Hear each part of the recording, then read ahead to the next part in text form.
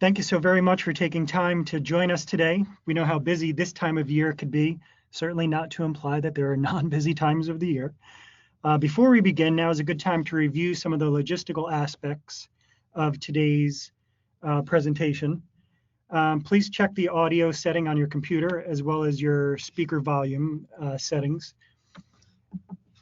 If you have any audio trouble, if you're still having issues, please try refreshing your browser.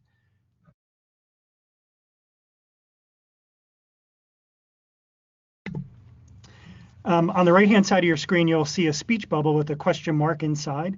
This is where you could submit your questions, and we'll try our best to answer as many as possible throughout the presentation. So my name is Vincent Costanza. I'm the Chief Academic Officer at Teaching Strategies. Prior to joining Teaching Strategies, I was the co-administrator of the Division of Early Childhood Education in New Jersey, with oversight of all birth to third grade programming in the state. However, since I got my start as a kindergarten teacher in Trenton, New Jersey, I'm so thrilled to be joined by someone who I know will be able to demonstrate what the ideas around whole child learning look like in actual classrooms. I'm joined this afternoon by my friend and colleague, Jim DeSimone. Jim currently is the curriculum supervisor of early childhood education in Mount Laurel, New Jersey. Prior to joining Mount Laurel, Jim worked with me at the Department of Education in New Jersey, where he worked on helping districts to implement the elements of high-quality early learning programs. Jim has been an early childhood coach and teacher and is now instrumental in assisting Mount Laurel grow a high-quality early childhood program in preschool, kindergarten, and beyond. We are so proud of Jim's work and the work that is occurring in the district of Mount Laurel.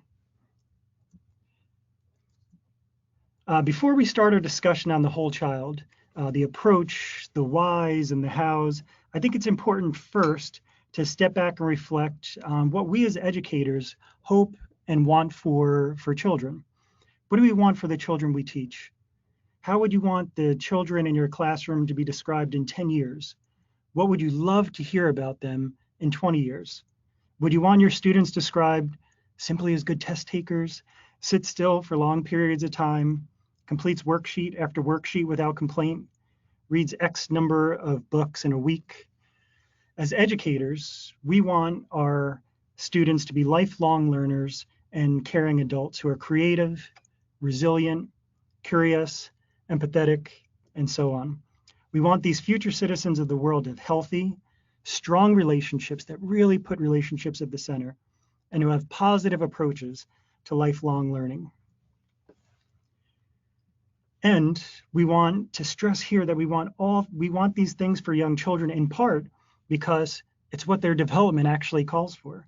When we look at the complete picture of children's development and learning, all of the domains of readiness, part of what we mean when we talk about whole child learning in early childhood, along with children's language and literacy development, math and science understanding, these domains of readiness include not only children's physical well-being, but their social and emotional development, as well as their approaches to learning. As teachers, as educators, we want the same things for the children in our lives outside of the classroom. Families and the caring people in children's lives want these same things for their children. Parents want to know that their children enjoy school. Imagine that, enjoying school, have favorite activities, they're excited and engaged. They want to hear about what their children are learning, what they're experiencing, I'd say even what they're discovering. And this is a dynamic retelling, not a, we completed a worksheet, finished an assignment, or even worse, the dreaded nothing when asked what you did at school today. There was a recent article from EdWeek that focused on what families truly want, and I think it really demonstrates what we're talking about here. The author, Stephanie Miller, noted that across background, income, and race, there are common attitudes, beliefs, and aspirations for families, for their children's early education and learning. This emphasis on the child as an individual to become a capable, lifelong learner and doer. As I've personally experienced as an educator, asking parents, families, legislators superintendents throughout the country as I present to them, and I ask them, picture yourself at back to school night. Think about a child that you love, your own child, and I ask them this question: what do you want for your child this year? The funny thing was, my daughter's first grade teacher, my daughter who's now in 7th grade, where does the time go? But my daughter's first grade teacher asked my wife and I this same question. Both of us as educators had to look at each other at first and say, didn't we put the answer down on our iPhone or something like that? What exactly do we want for our child? And we said some of the exact same things that people throughout the country said. And here are some of the common answers. People want, and we wanted our daughter, Sophia, to be self-motivated, to have a love of learning, to be happy, to help others, and to be curious. Finally, we should consider what children truly need and want for their education. What would the adult at 18 tell us he wanted and needed when he was 5 years old during the first few weeks of kindergarten? As he sits in a high school English class and has to write and reflect on his early elementary learning experiences and how that influences his learning now as a young adult, how would he evaluate his kindergarten experiences? Did we have learning experiences where she said and heard, let me try, let's do that again? Can we do this step differently? What would happen if? I wonder, I read a book, tell me more, let me tell you some more about what I'm learning? Or is it a strong possibility that he will remember exchanges like this? Will I be graded on this? What if I try and fail? Will that hurt my grade? What's my score? How many points did I get? What's the point? I'm not good at this. Will this be on the test? Those aren't exactly the things that we want to hear. What all of these scenarios and examples have in common is the notion of education laying the foundation for lifelong learning, not simply learning in school, but lifelong learning. In the words of the founder of Teaching Strategies, Diane Schuster Dodge, she described this fostering of children's social competence as the underlying goal of early childhood education. As part of this social competence is children learning, knowing, and experiencing themselves as active thinkers, learners, doers, and even experimenters. Children being imaginative, inquisitive, curious, engaged, and wondering and thinking critically.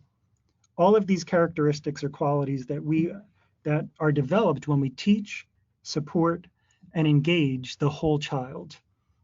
Last month, I was at NACY's annual conference, National Association for the Education of Young Children. They held their annual conference, over 9,000 attendees, and the opening plenary session was truly inspiring, as I noted in a recent blog post reflecting on my experiences at NACY. No message rang more clearly than that of the opening keynote presentation that took attendees behind the scenes of the documentary of the life of Mr. Rogers. You might remember Mr. Rogers, and the documentary was entitled, Won't You Be My Neighbor? So what was this message that inspired me so much to write about?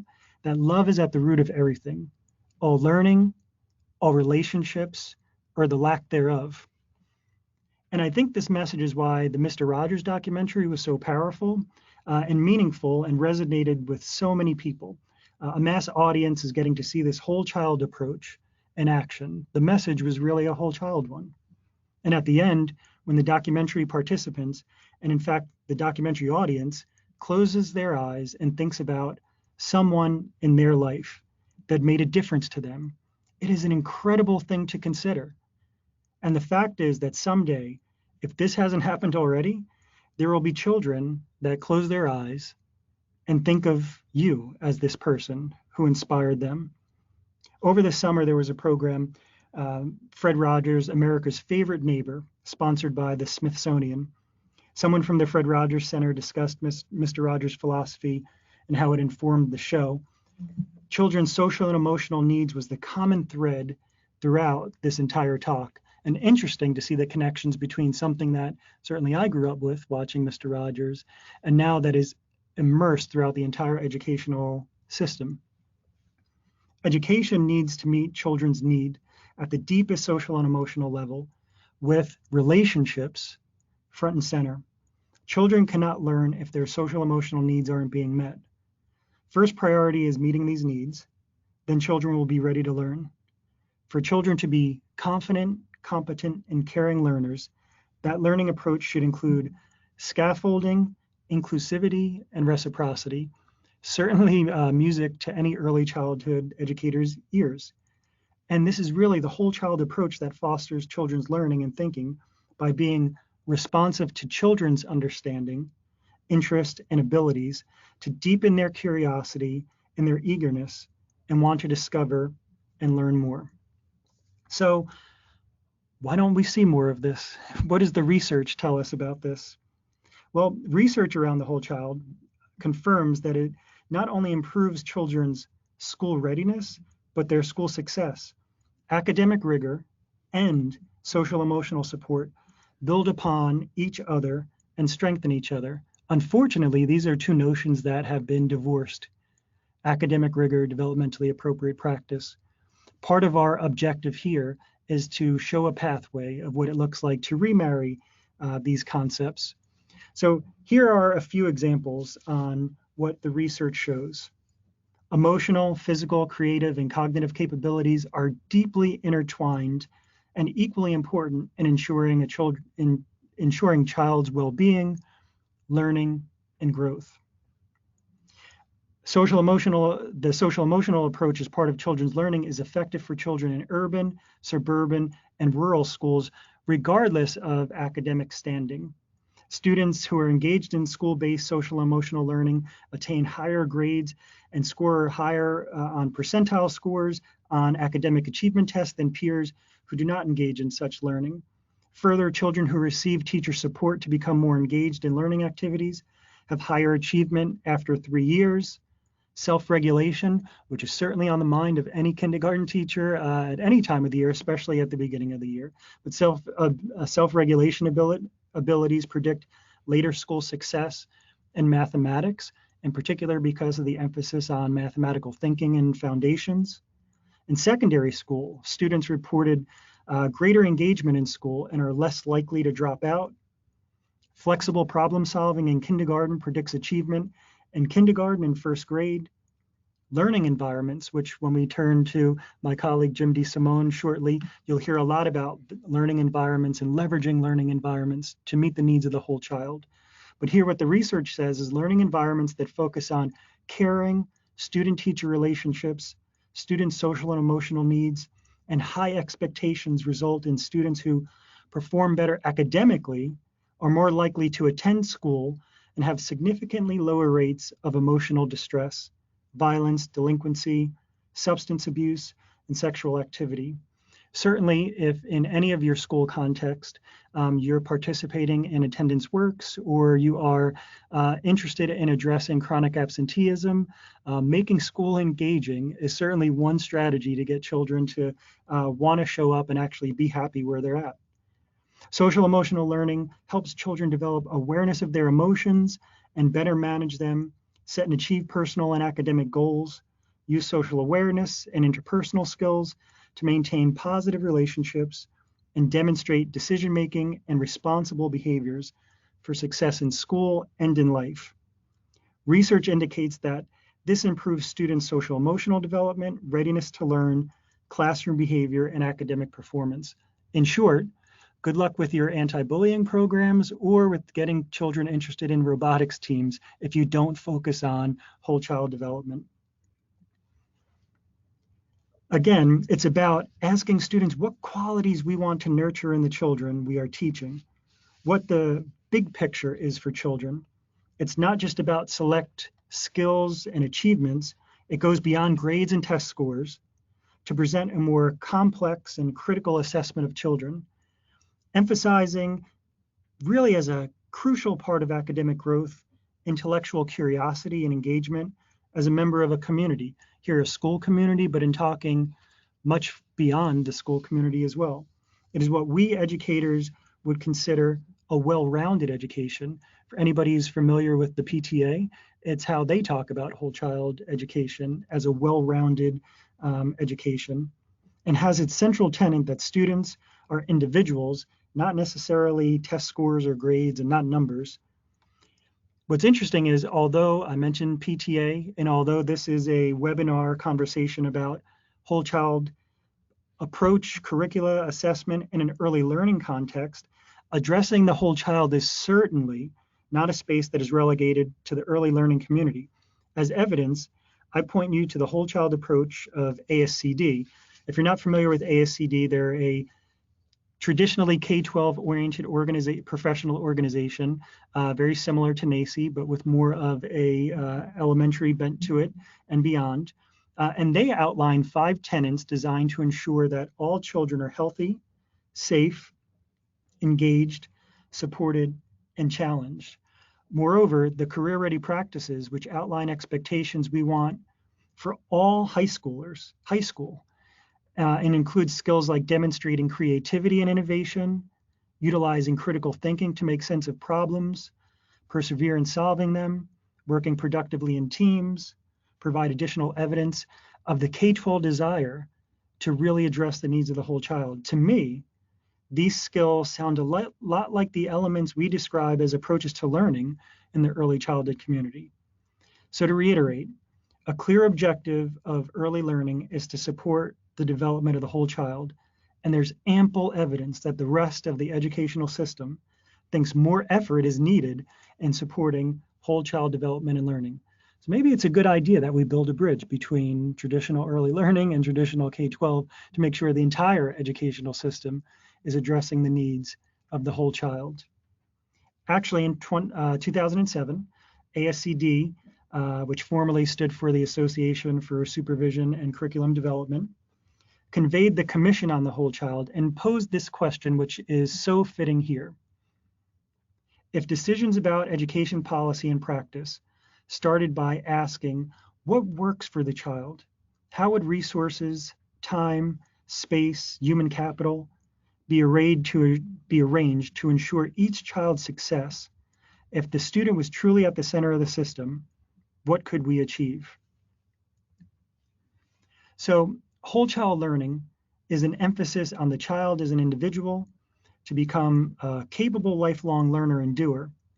Instead of only focusing on academic goals that are measured by tests and grades, we're educating children to be knowledgeable, emotionally and physically healthy, civically engaged, and prepared for economic self-sufficiency, and ready for the world beyond formal schooling. The early childhood years are a chance to forever set children down this path to this kind of success. We as a field cannot and do not take this responsibility lightly, nor should we. And as children enter kindergarten, as educators, we want them to become and know themselves as creative, confident learners, and to nurture their critical thinking skills so essential for their learning in elementary school and beyond.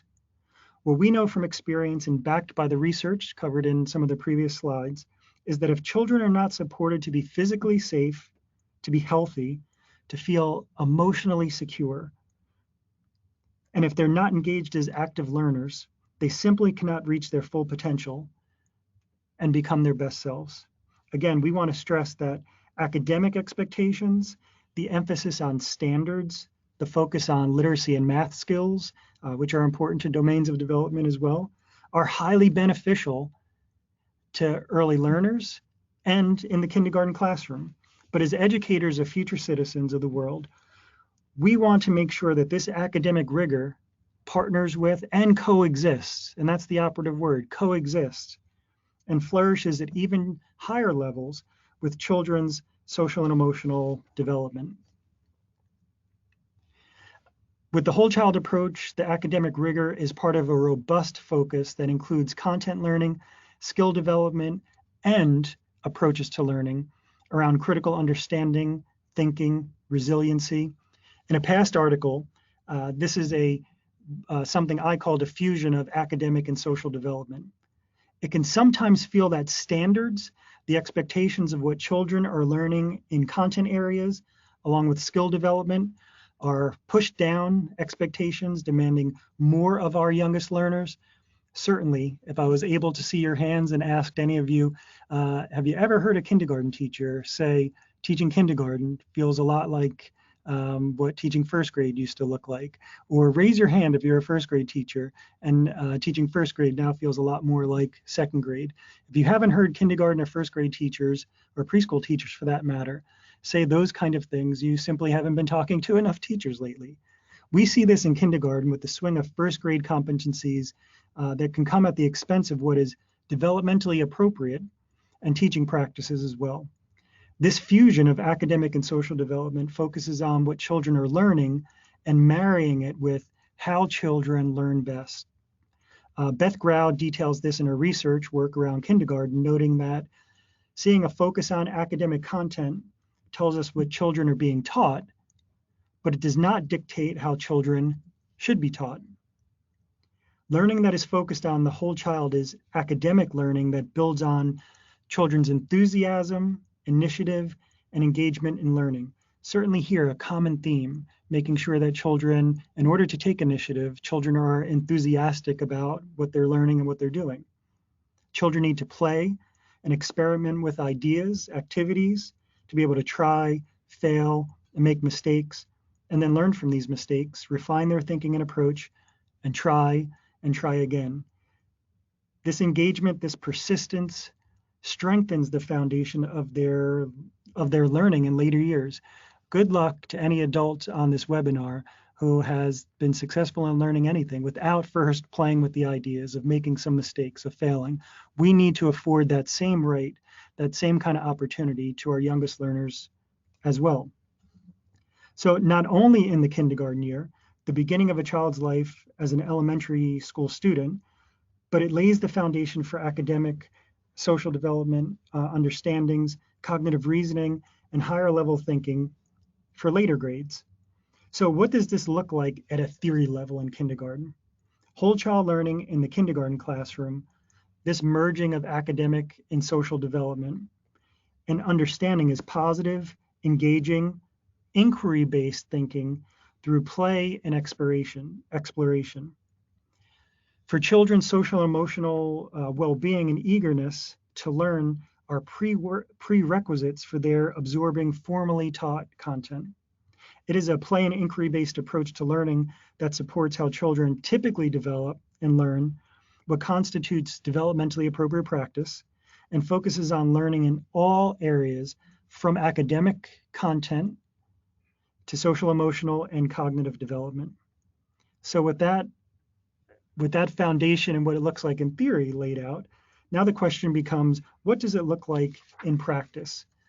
So to give you a deeper dive in exactly what this looks like in practice, and certainly not to wait until children are in high school to fuse academic and social development. We need clear examples of what it looks like.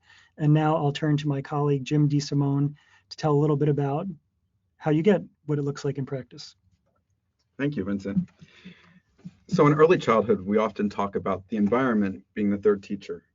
Creative curriculum emphasizes the classroom environment as a starting point for a whole child approach to learning. When our district began planning to move from a half-day kindergarten to a full-day program, the decision was made that we would take this whole child approach, and we began with the learning environment. You'll see in the next slide that our classrooms were child-friendly, comfortable, but the slides following that will show you a dramatic shift in our classroom environments, which created centers for guided play and content area learning. These are two before pictures from one of our kindergarten classrooms. You'll note that this teacher had already embraced flexible seating with rocking stools, chairs, a standing table, a table where students could sit on pillows on the floor. But there was no play. There were no centers. The following slides illustrate the various centers that we've created in our kindergarten classrooms, and the photos come from classrooms across our 6 elementary schools. Each of our classrooms now have the following centers available for students' use on a daily basis: blocks, dramatic play, math and games, art and makerspace, science and discovery, and a literacy center with a class library.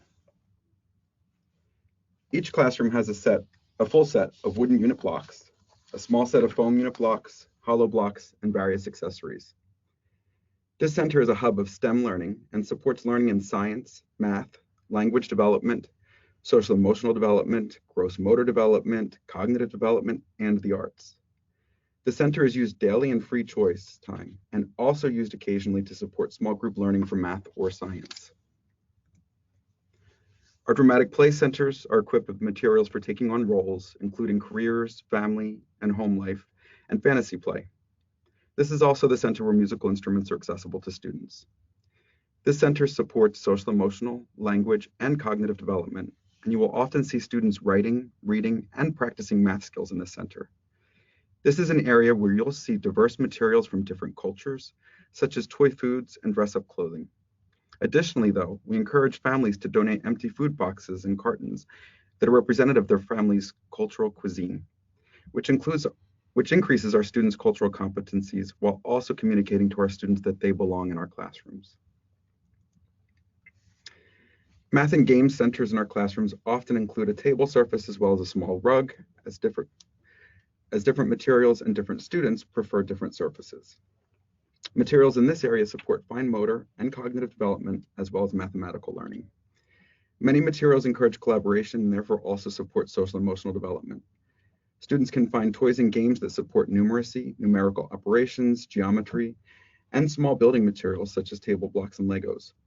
This center is accessible to students during free choice centers, as well as during math workshop. In the art and makerspace, students develop fine motor and cognitive skills, such as persistence and creativity. Materials support drawing, painting, collaging, and three-dimensional creations. We've supplied classrooms with a base layer of art materials and have encouraged our teachers to collect recycled items to create classroom makerspaces. This is also a great way to have families contribute to the classroom by donating materials they might otherwise throw away. Science and discovery centers include living things, collections of natural objects, toys that support STEM learning and building, as well as toys and games that support our science curriculum, which is aligned to the next generation science standards. This area also supports sensory learning with sand and water tables. Students use this center during free choice as well as during math and science workshops. Lastly, every classroom has a comfortable space for children to read books of their choosing. Literacy centers also include literacy and phonics games that support literacy learning and language development. In addition to free choice time, teachers use this area for literacy centers during reading and writing times. Free choice time will be at least an hour in our full day program, but that means the classroom environment has to be used for other purposes the other 5 hours of the day. And as I mentioned, many of our centers are used for dual purposes with materials that support content areas as well as free choice play. One thing to note is that as we were writing our curriculum for centers last summer, we found that every single kindergarten New Jersey student learning standard is supported in these 6 centers. That includes literacy and math, social studies, science, visual and performing arts, health, and physical education. Of course, I am an administrator in my district, but I started my career as a preschool teacher, have a master's degree in early childhood education, and have spent the last decade or more implementing developmentally appropriate programming. So no one needed to sell me on the whole child approach. That's what I was hired to bring to the district. The other administrators in the district have varying levels of experience and knowledge about early childhood practices, from one principal having been an early childhood supervisor to others having backgrounds in middle school. This has meant a lot of conversations and classroom visits together to discuss what a developmentally appropriate program that supports the whole child looks like. I actually just received this statement in an email from a principal last week. He's relatively new to the whole child approach, and I suspect that some of what we are doing is outside of his comfort zone of past practices. However, he's been fully supportive of this work and of his teachers, whose practices have flourished this year as they are implementing the creative curriculum for kindergarten along with Teaching Strategies Gold. At this moment, they're in the 2nd week of the architecture study, thus building with a rock wall. He also included a pulley system inside the house to lift these things. How's that for STEM in kindergarten? Our superintendent, Dr. George Rafferty, has been our district's biggest proponent of whole child learning. When he came to the district, one of his objectives was to move into our full-day kindergarten program, and he wanted to make sure we were building the best program for our diverse student population. He recognizes that kindergarten and preschool are the foundations to our students' educational journeys. I have to say that for me, it's refreshing to have a district leader who supports this model and recognizes that as students grow up, not down, our educational system must be built from the foundation up and not be pushed down. One of my peers, our literacy supervisor, who is always a cheerleader for this work, recently visited 2 kindergarten classrooms during free choice centers, and she was blown away by the work of students. She was particularly blown away by the students painting at the easel. Our district has a heavy focus on innovation and 21st century learning.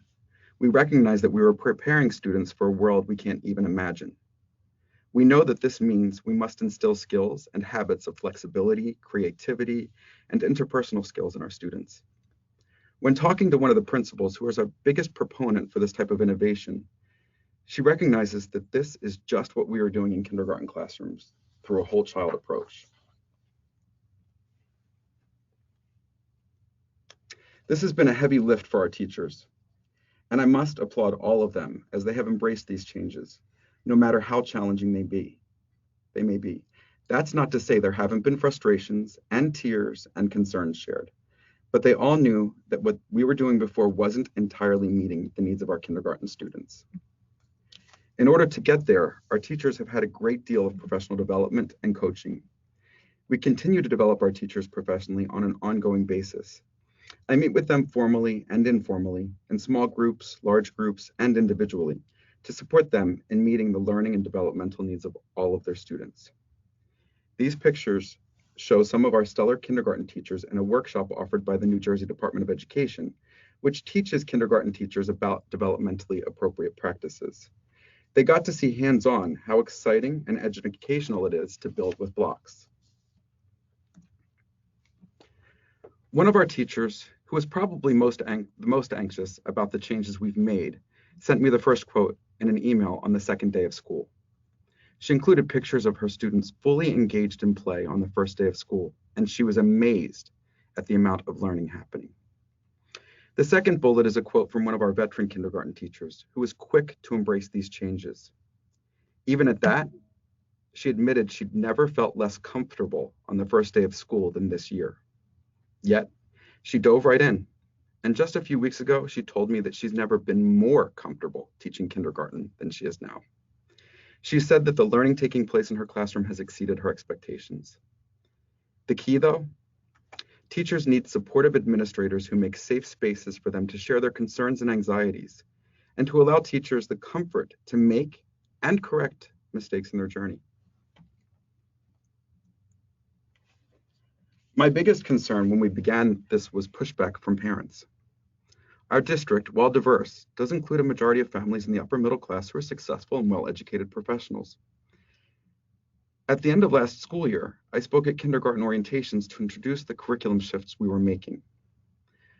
I almost expected to be booed when I introduced the idea of centers and free choice play. I was shocked when I looked out and saw many parents nodding in agreement and smiling. It turns out that many of our parents were concerned about an overly rigorous program that doesn't view their whole child as an individual who has individual needs. Every year, we begin the school year by asking students and families for their hopes and dreams. The first hope listed from a kindergartner, "I want to paint," was shared with me by our veteran kindergarten teacher, Maria. She said this is a hope and dream that has come up almost every year the entire time she's been teaching kindergarten. And she was always sad that kindergartners had little to no opportunities to paint. But now, painting is a daily activity in her classroom. Some of these photos will show you children experiencing a whole child education where they're learning academics as well as social, emotional, and cognitive skills. So you can see here children are learning the alphabet and phonics through play. And look at that, they're actually having fun. This teacher buried alphabet rocks in the sand table and gave students a recording sheet to note which letters they'd found. I was fortunate enough to witness this in person, and it was amazing to see the students working independently at first. Over time, though, they started to notice the letters their peers had found and which they were still looking for. Then they began working together so that they all had complete recording sheets. The kids were learning from one another, helping one another, and having fun in the process. Here you can see another sensory experience where we're teaching kids about letters. Simple materials can engage children in math learning. You can see these were just ducks that had numbers on them and dots, and children were using 10 frames to represent the ducks that they were finding in the water. It's amazing what children can build when given the right materials and opportunities. We use the Kid Writing program, which asks children to draw a picture and then write a narrative about the picture. Our kindergarten teachers and I had the idea to invite students to write about their paintings, and this was one of the first works produced by one of our students. Here are students in our kindergarten teacher Maria's classroom. They decided they wanted to create a grocery store in their dramatic play center, but they didn't have enough shelving to display their merchandise. With Maria's help and guidance, the students planned out how they were going to transform a wooden pallet into shelving. They sanded, they painted, they measured, they cut, they measured again, they cut again, and they made shelves. They added merchandise and labels, and now they have a store. One thing about a whole child approach is that all adults play an integral role in students' learning. Here you can see Mike, one of our custodians, teaching a kindergartner. Even parents who expressed skepticism at back to school night in September returned in November for parent-teacher conferences and have told teachers how amazed they are by their children's learning and development. And that's why while we're still in a half-day program.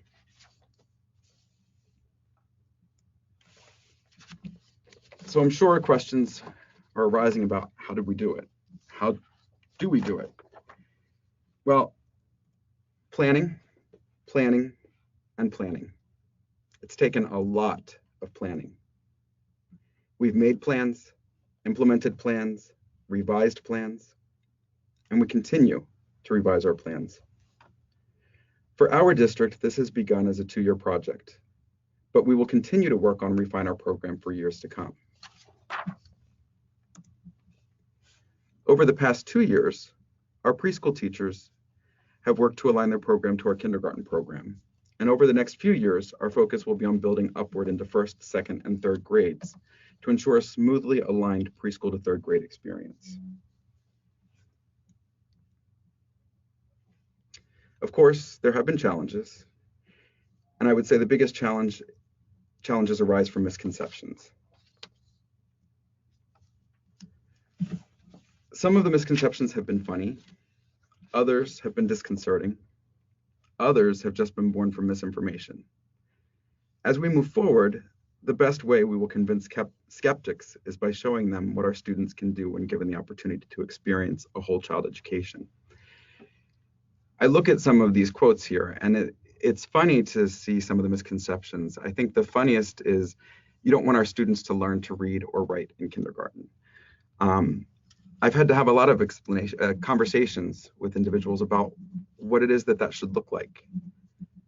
Just because we're not doing a drill and kill on reading concepts and phonics concepts doesn't mean that our kids aren't learning. It doesn't mean that we don't want them to learn. We're working in ways that are much more developmentally appropriate. And while it might look like our kids are just playing, the reality is they're building important skills that they will take into their lifetime. Skills that prepare them for the 21st century, skills that prepare them for their career, their work, and for family. We also have a lot of people who say teachers don't know what to do without a script.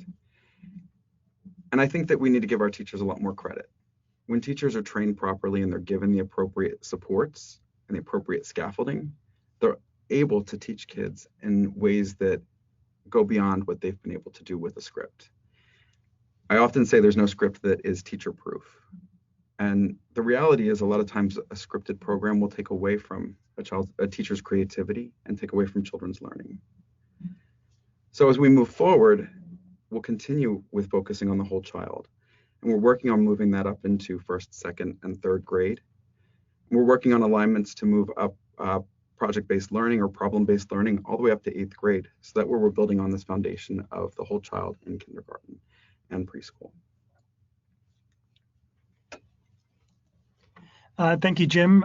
Certainly, one of the things that comes through so powerfully in what Jim is talking about is the systematic approach that he's able to take in Mount Laurel with the support of central office staff as well as with teachers, that it's not just something that's on the back of teachers. It's not just something that's on the back of Jim.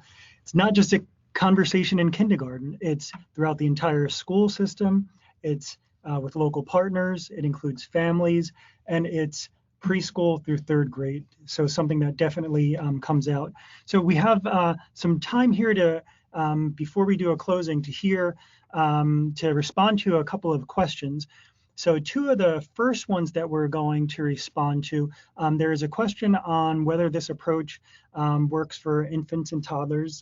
Does it work the same for infants and toddlers as it does for preschoolers? And then I'm going to throw it over to Jim to talk a little bit more about how much time is spent in centers and to be talking about building out a schedule, since that's such a significant challenge that we hear. But first, to the question proposed by Ms. Clarice Jones on whether a whole child approach is the same for infants and toddlers as it is for preschoolers. And one of the things that I think is so interesting about the question is it really pushes on the notion of what does it mean to be developmentally appropriate? What are developmentally appropriate practices? It's something that we talk a lot about in our field. And quite frankly, at times, we're not all working with a common understanding. So what do developmentally appropriate practices look like? What does it mean? There are 3 elements. For a practice to be developmentally appropriate, it has to be culturally responsive, individually relevant, and it has to be led by child development, what we know about principles of child development. That's for infants and toddlers, and that's for 8-year-olds. That's for preschoolers, and that's for kindergartners. So what are the principles of child development that we need to keep at the forefront of our minds? So I'm not going to go back into the slides here, but when we share the recorded presentation, you'll be able to do that yourselves. Slide 4 shows the domains of readiness. What are the domains of readiness that are important for young children that we need to be addressing?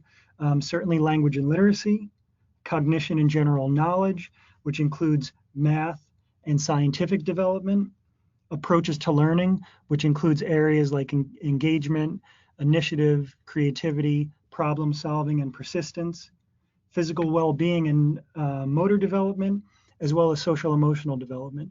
Now, of course, the practices that go along with addressing all of those domains of development are going to look different in an infant and toddler setting than they will in a 2nd grade classroom.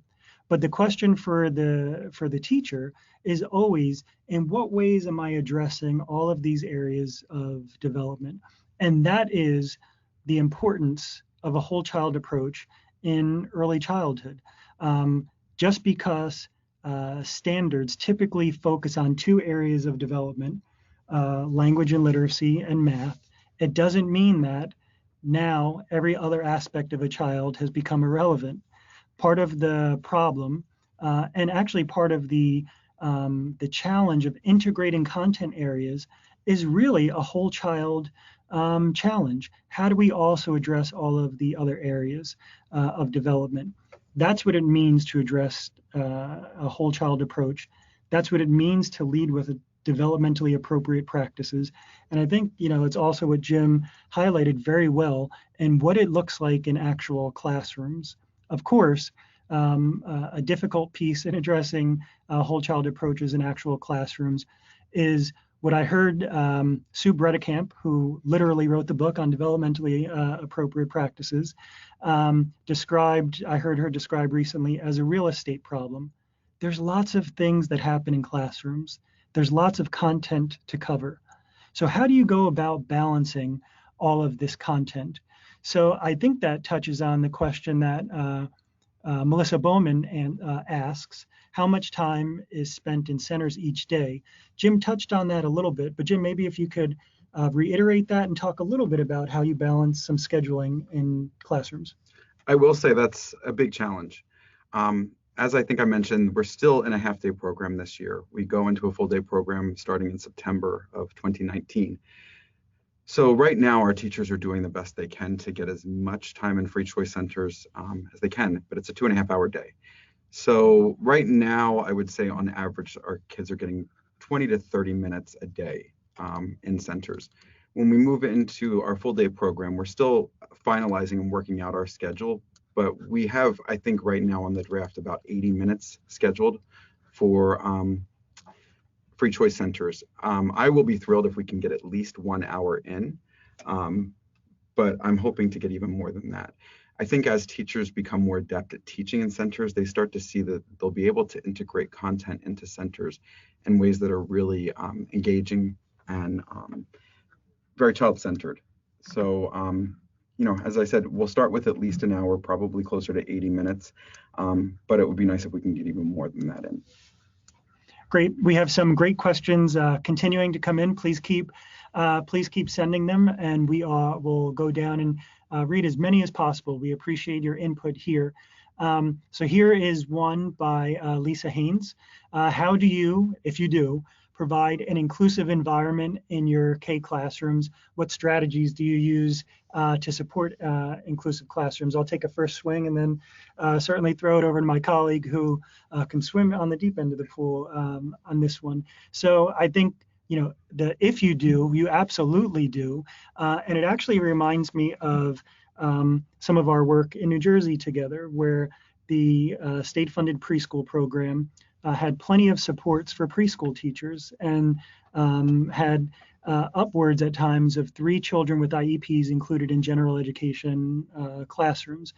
Because of the support all the way throughout the system and some explicit strategies, we saw some of the highest inclusion rates.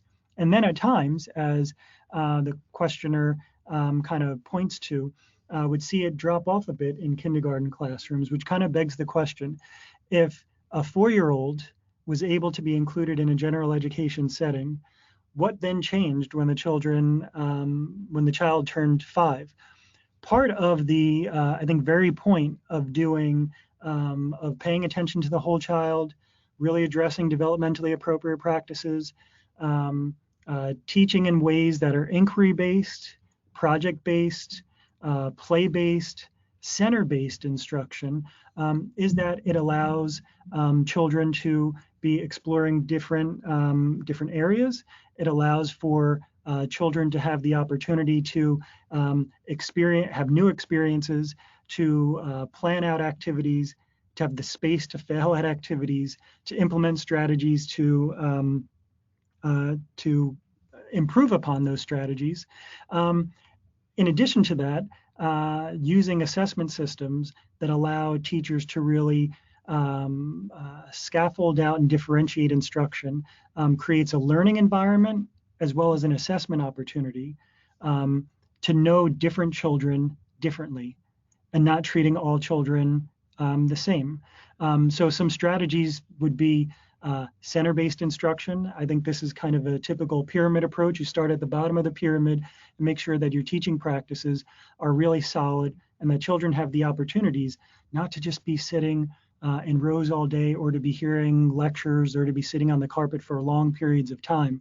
And if you're doing things like that, you're starting to create the opportunity that allows for not just best practices in general, but also for inclusion to happen. Jim, could you say a little bit more about strategies to include children? Absolutely. I'm actually really glad that this question was asked. I had actually meant to include some information around this in one of the slides.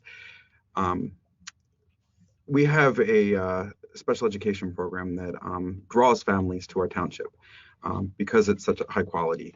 We have a special education director who is dedicated to inclusion and meeting the needs of all children. And she's really focused on UDL, Universal Design for Learning. We've had a lot of conversations about how what we're doing in kindergarten is following UDL. We have classrooms with varied materials, differentiated materials. We have strong teacher-child interactions. We're using teaching strategies gold in our classrooms, so our teachers are getting to know their children at the developmental levels, so they can scaffold their learning and really differentiate and individualize their instruction to their students. So as Vincent said, when we're teaching kids in centers, that really provides that opportunity for every child to be successful. You have materials that are at varying levels. So a child can go and use materials in whatever way that they choose that's appropriate and at their level. You have teachers who are going and helping them scaffold. But what else you have? You have role models and their peers. And they're learning from their peers. Their peers are teaching the other children in the classroom what they need to learn. We also have opportunities with this, not just special education inclusion, but also ESL inclusion. We have a population of ESL students in our district, and it's helpful for them to be in this sort of an environment. If an ESL student is sitting there being talked at, they're really not able to grasp a whole lot. But when they're actually doing things and interacting with their peers, they get a much more well-rounded experience, and they're actually learning English a lot faster. So I think that moving into a whole child approach definitely helps with inclusion. I think it definitely provides more opportunities for inclusion. And I think that what you'll see is that you can move closer to even getting up to 100% of your kids included in the general education program, even if it's just for a portion of the day. Absolutely. And to a question here on, strategies to improve behavior for a school-age program or for school-age children. And I think some of these very strategies that you're talking about are really answers to that question. At times we see very specific interventions actually used as the teaching strategy for the entire class, when that's not what's needed. What is needed is, targeted intervention strategies for the select children who need targeted intervention strategies, but more emphasis on best practices in the classroom that works well for all children this age, but then also for all children this age, which often has the result of improving behavior with school-age children as well. So moving along to some questions. Some other questions here. It looks like there's a question, I think, which is a common one that gets to some of this real estate problem of how you fit in all of the content areas. Miriam Camel asks about reading and literacy. And what's so interesting about the question is, there's lots of conversations as a state leader at one point, and Jim certainly worked in the state as a state leader as well. We were often asked about, are the things that you're doing really preparing children for kindergarten? Are they going to be kindergarten ready? And we could point to lots of different studies that talk about, well, what are the predictors of later success? What are the predictors of kindergarten readiness? A recent study that was published in Early Childhood Research Quarterly actually talks about language development as being the most significant predictor. Certainly there's research around mathematics as being a predictor of other other areas of continued growth and development. But the important thing here, and I think what's important about the conversation today, is that a conversation around whole child learning is not pitted in opposition to content learning. Literacy, language development, and reading are essential elements. They're essential elements not just because they're important for children to be ready for kindergarten, but going back to slide 4 and looking at the domains of development, are language and literacy is an essential element of developing of typically developing children.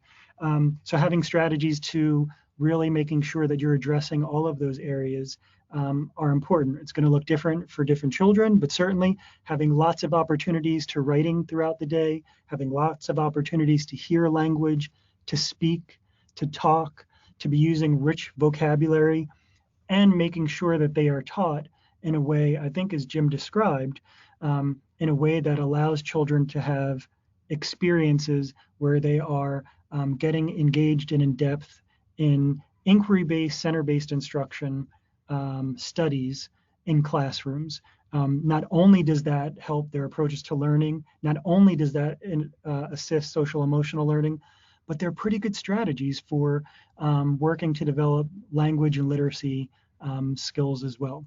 Jim, anything to add on reading and literacy supports? I think, it's interesting. Someone recently said to me, you have independent reading as part of free choice centers, but kids are never going to choose that.